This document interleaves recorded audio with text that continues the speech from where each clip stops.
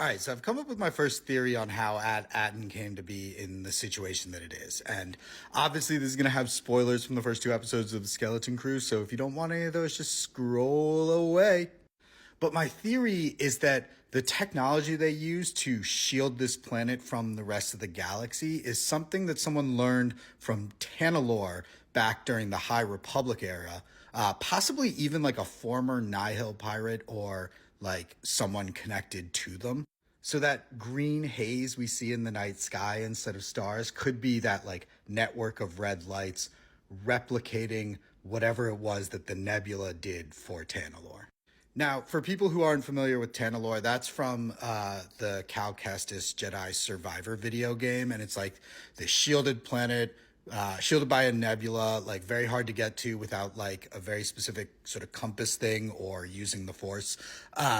And there's a Jedi temple there, and it does date back to the High Republic era, and the like Nihil show up and attack it, and the Jedi Council like sort of abandons it. And the Nihil during the High Republic era are like the big bad, like this big group of pirates.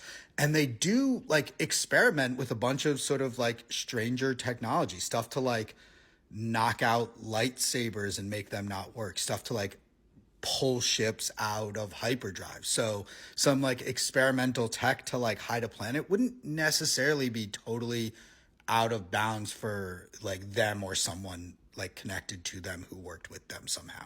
And then potentially the treasure they find here isn't like money or anything like that. It's like one of those compasses that leads to Tanalorr. And that would be like sort of funny and fitting because once again, Jod would get no treasure, just like that first raid in the opening scene, like no actual money. And Wim would actually find a lost Jedi temple. So anyways, that's a little bit more out there, but it's the first theory I could come up with for how this planet would have found itself sort of isolated from the rest of the galaxy like this. But I'm curious what other theories you all have for how this happened.